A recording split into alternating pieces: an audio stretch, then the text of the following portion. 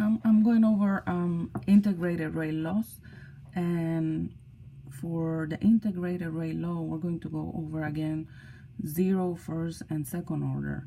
And what integrated rate law means is that you're going to get an equation that gives you a linear relationship, and we can use that information to find like rate constant, concentration of your reactant at any moment during the reaction.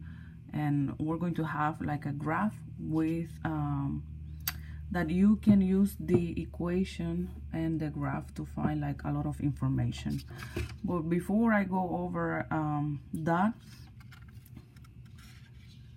the integrated rate law, it's a manipulation of your equation, or doing like an actual integration of the equation for the zero, first, and second order. And after you do that mathematical operations, you will get the equations that I'm going to show you. You don't have to worry about how to get the equation. I just want you to see that the equation comes from this process here. So this is just one example for a first order reactant A going to be, it's a first order. So you're doing like the integrating from 0 all the way to any time t. And at the end, after you're done, you get this equation. And you can do a similar thing with a 0 order and second order, and you will get the equations that I'm going to show you. So for the 0 order, I have my equation here. This equation is going to represent a linear relationship between the concentration of your reactant and the time. So you have the equation of the line here. And for a 0 order, if that's your equation, using the equation of the line, what you have in the y-axis is the concentration of your reactant. The slope is going to give you the value of your rate constant, but with an opposite sign, and I will show you that. What you have in the x-axis is the time, and then the intercept in your y-axis, where you have concentration, will be your initial concentration for the reactant A. So your graph will look something like this. You're graphing concentration of A in Y, and then you have the time in X. So you get a negative slope here. The concentration of your reactant is going down over time. So you have a negative slope because your concentration is decreasing. Now that point where your line intercepts with the y-axis, that will give you your initial concentration, which is that value in your equation. Then the slope, it's the opposite value of your rate constant. The slope, it's going to give you a negative number because it's going down. Now in your equation you have minus k, and k is corresponding to the slope on your graph. Since the slope is a negative number times that negative number, you will get a positive number. The rate constant for a 0 order is going to have units of molar over second. And I'm writing here like if the slope is negative 2.83, then the rate constant, it will be positive 2.83, because that's the number here. The negative 2.83 times that negative will give you a positive number.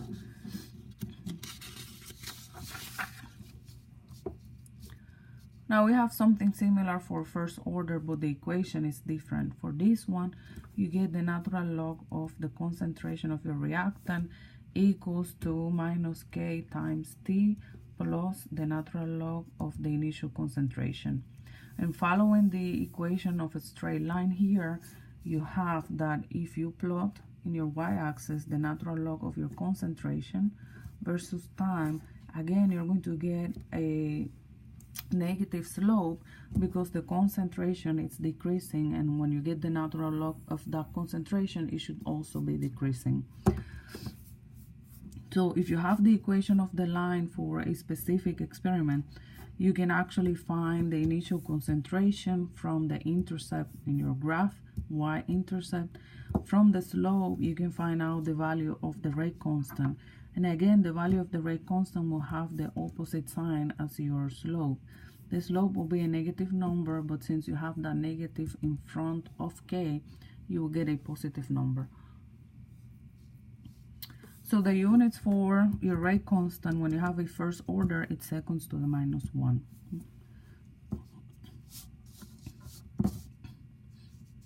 Now for a second order, again, we have a different equation. All of your equations, they look very similar. So you should be able to recognize them.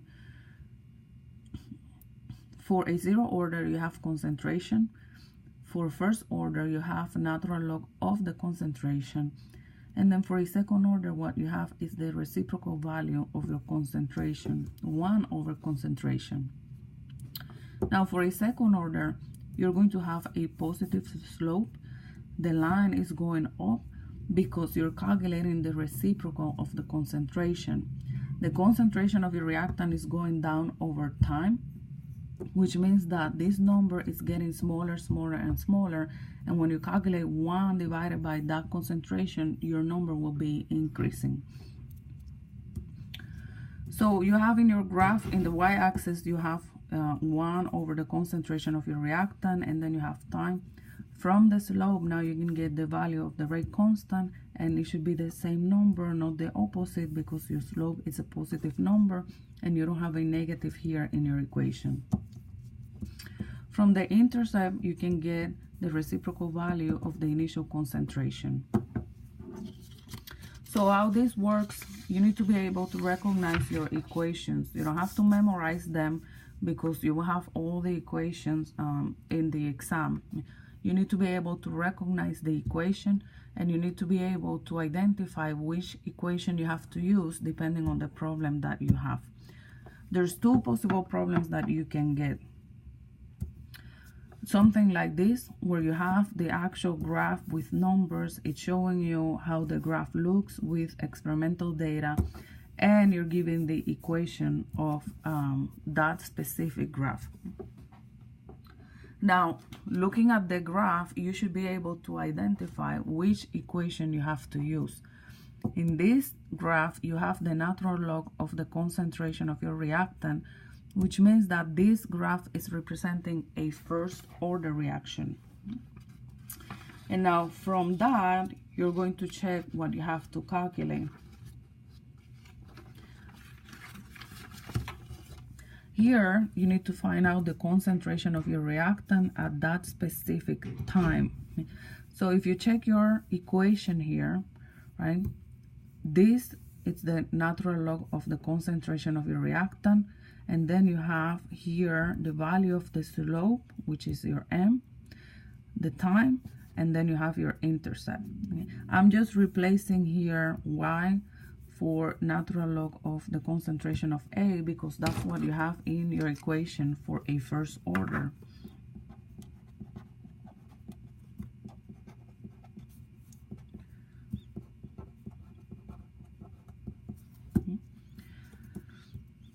That's why I'm doing that.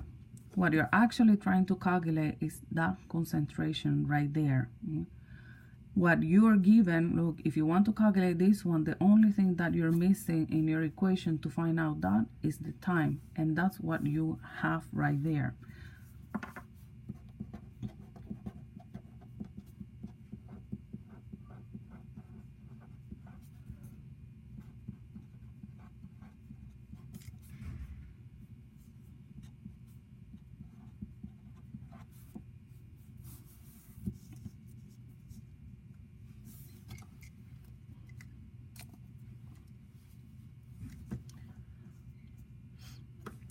And now you can solve this. This will give you natural log of A. Let me find my calculator.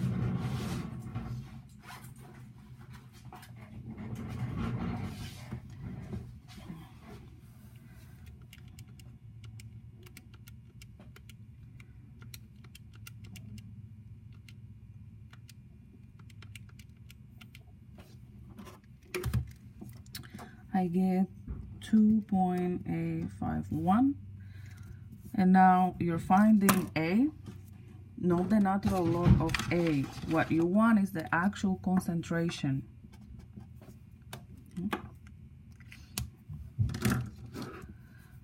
So to get rid of the natural log, the inverse function for the natural log is Euler's number.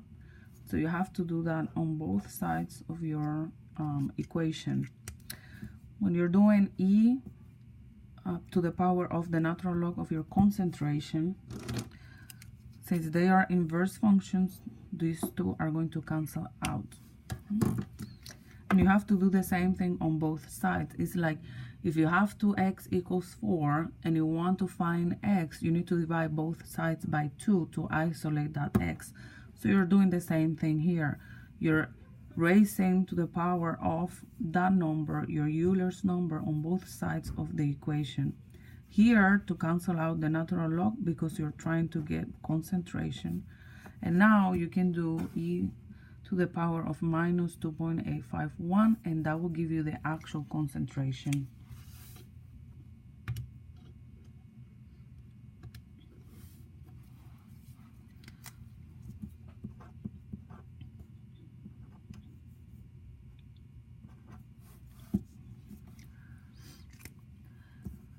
So what that number is telling you, yeah, you start your experiment, and you might not know that it's a first order reaction, but you can actually determine that by finding out the natural log of your concentration and plotting that amount versus time. So that concentration right here, the one that you're finding out, this is telling you, okay, you start your experiment, and then after 1,900 seconds, what you're going to have from your initial concentration of your reactant is 0.058. Okay? So this is the concentration that you have after that amount of time has passed. Okay? So that's one possible calculation where you're given the actual graph and the equation of the line. Okay? Now from the equation of the line and the graph, you need to find out that this is a first order, so you can check which equation you have to use. The second option, it's like this one here. You don't have the graph. The problem is telling you second order.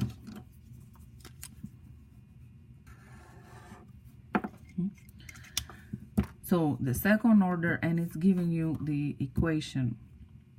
So you need to know that for a second order, what you have is 1 over A. That's what you have in your y-axis.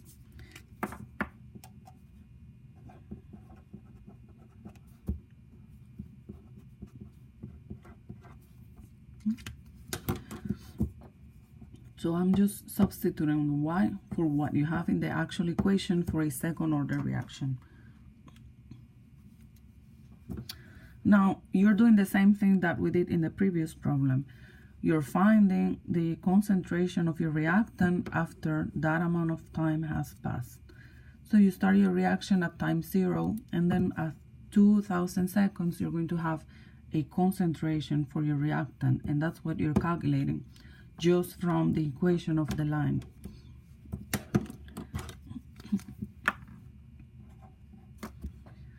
So again, you just need to plug in the time that you're given in your equation.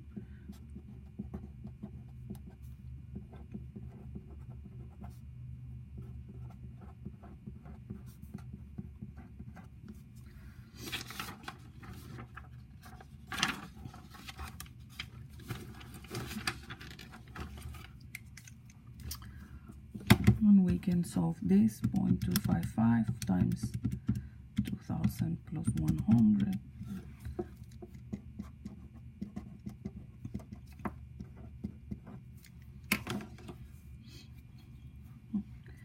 But that's not the concentration of your reactant. That's the reciprocal value of your concentration. To find out your concentration,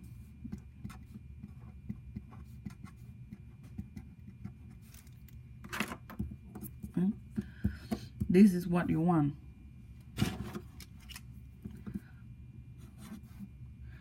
So that one is in the bottom part of your fraction. So you need that one up, this one down. So it will look like this. So 1 divided by 610. That's the concentration of A after 2,000 seconds. So 0.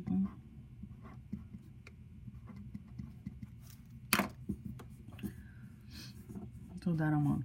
So after your reaction starts at time 0, after that amount of time, this is what you have left.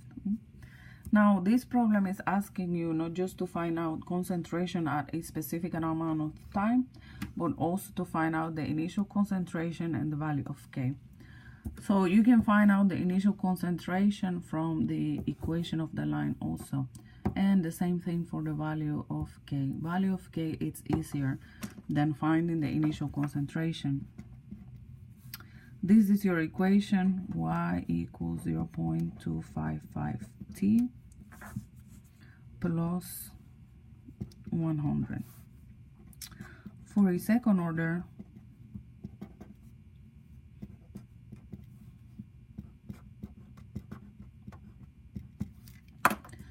that's your equation for a second order reaction, which is the one that you have because the problem is telling you. So we already used this one right here to find out concentration of A at that specific time. Now to find out the value of K, letter C, that's easy because the value of K is the same as the slope. Now the value of your intercept is telling you the reciprocal value of your initial concentration. Look, 1 over initial concentration, it's equal to 100.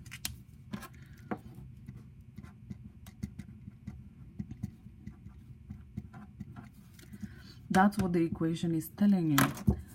Slope is equal to 0.255. So now if you want the initial concentration, you're trying to find out that one right there. So this one, it's going to look like this.